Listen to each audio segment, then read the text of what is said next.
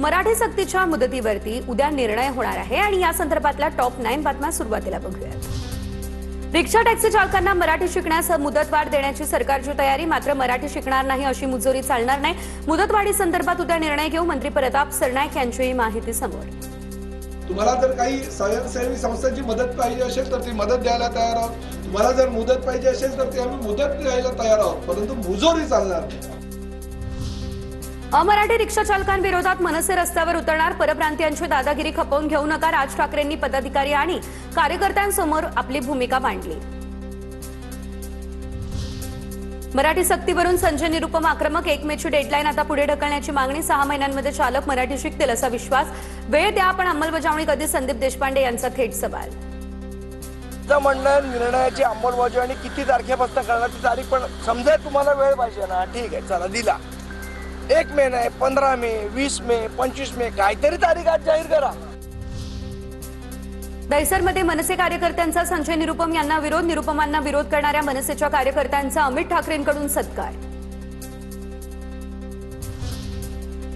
जबरदस्ती केल्यास हजारो लोक रस्त्यावर उतरणार, रिक्षा टॅक्सी चालकांच्या मराठी सक्तीवरून छगन भुजबळ यांची ही प्रतिक्रिया। तो संपावर जाते, मग परत लोकांचे हाल, तर थोडंसं जे आहे सांभाळून घेतलं पाहिजे, कारण हा काही 1, 2, 4, 5 लोकांचा प्रश्न नाहीये, हा हजारो लोकांचा प्रश्न आहे।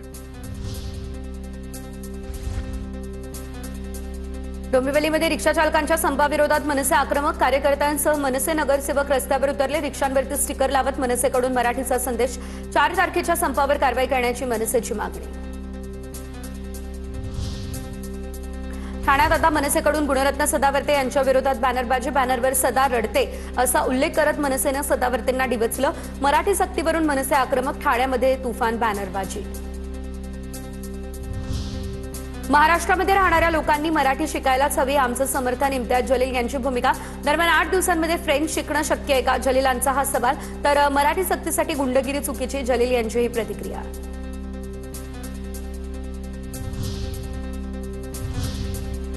पुढे पाहूया टॉप 9 मोठ्या घडामोडी।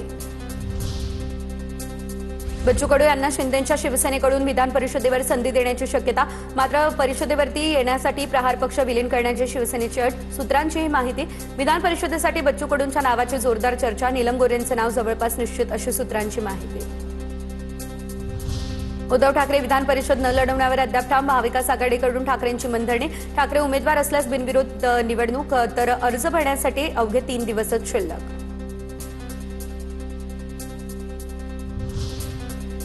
विधान परिषदेवरून उद्धव ठाकरे लवकरच भूमिका मांडतील, संजय राऊतांची ही माहिती, तर शिंदे महान, भाजपची देखील मतं फोडू शकतात, राऊतांची ही टीका।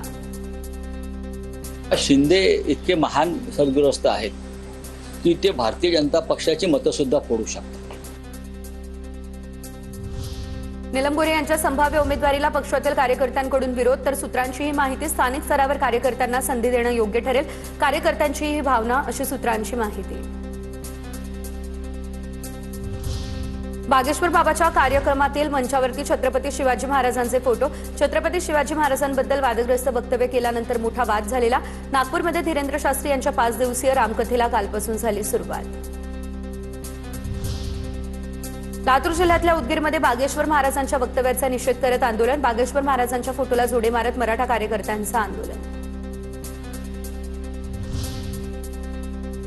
आमदार संजय गायकवाड यांच्या धमकी आणि शिवीगाळ प्रकरणानंतर शिवाजी कोण होता या पुस्तकाची मागणी वाढली, प्रकाशक प्रशांत आंबे यांची माहिती, पुस्तक जास्तीत जास्त लोकांपर्यंत पोहोचवण्यासाठी प्रयत्न करणार अशी देखील दिली माहिती। भाईंदरपाडामध्ये आता भूमिपुत्र बांधवांची जमीन सरनाईक आणि त्यांच्या गुंडांनी बळकावली, भाजप आमदार नरेंद्र मेहता यांच्याकडून फेसबुक पोस्टद्वारे आरोप, मीरा भाईंदरमध्ये कासार वडवली पोलीस ठाण्यामध्ये आज तक्रार करणार, 1219 चौरस मीटर जमीन बळकावल्याचा आरोप।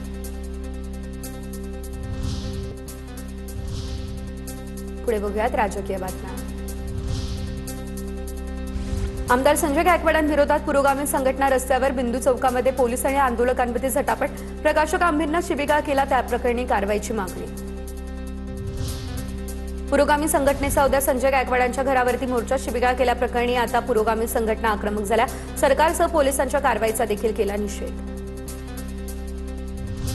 दहशतवाद्याचा धर्म पाहू नका, हिंदूही दहशतवादी असू शकतो, दहशतवादी कोणत्याही धर्माचा असू शकतो. काँग्रेसचे नेते हुसेन दलवाई यांचं हे वक्तव्य. हिंदू कधीच दहशतवादी होणार नाही, आम्ही देशभक्त आहोत, हा आमचा देश आहे. दलवाईंच्या वक्तव्याला मंगलप्रभात लोढा यांचं हे उत्तर. जी इच्छा आहे की हिंदू दहशतवादी भाव ते होणार नाही, आम्ही देशभक्त आहे, हा देश आमचा देश आहे. 30 एप्रिलला वसंत व्याख्यानमालेच्या व्यासपीठावर राज ठाकरे होणार सहभागी. माझ्या मनातला महाराष्ट्र मराठी अस्मिता या विषयावर राज ठाकरेंचं व्याख्यान. 30 एप्रिलला संध्याकाळी 6 वाजता टिळक स्मारकामध्ये आयोजन. नवी मुंबईमधल्या वाशीमध्ये वरिष्ठ पोलीस अधिकाऱ्याच्या गुप्त बर्थडे पार्टीची चर्चा रंगली. 9 स्टोन हॉटेलमधल्या वरिष्ठ पोलीस अधिकाऱ्याच्या पार्टीमध्ये भोंदू मनोहर मामा भोसलेच्या उपस्थितीची ही चर्चा. भोसलेसह सचिन गोसावी, नितीन गुगेच्या उपस्थितीची देखील माहिती. सोलापुरातल्या करमाळा तालुक्यातल्या घोटीमध्ये भोंदूबाबा मनोहर मामा भोसलेचा 27 एकरमध्ये आलिशान आश्रम, आंब्याची बाग, नारळाची झाडं आणि शेततळं देखील. मनोहर भोसलेच्या पत्नी रुपाली भोसलेच्या नावावर ही संपूर्ण जमीन. मुंबई पुणे मिसिंग लिंकला अजित पवार यांचं नाव द्या, राष्ट्रवादीच्या सुरज चव्हाणांची ही मागणी. एक्सपोज करत मुख्यमंत्री फडणवीसांकडे केली या संदर्भात मागणी. हातकणंगले लोकसभा निवडणूक मी लढणार, माजी आमदार प्रकाश आव्हाड यांनी व्यक्त केली इच्छा. आधीपासून मतदारसंघ शिवसेनेकडे, मात्र भाजपच्या गोटातून आव्हाड यांनी इच्छा व्यक्त केली. त्यामुळे आगामी लोकसभा निवडणुकीत महायुतीमध्ये मिठाचा खडा पडणार असं चित्र.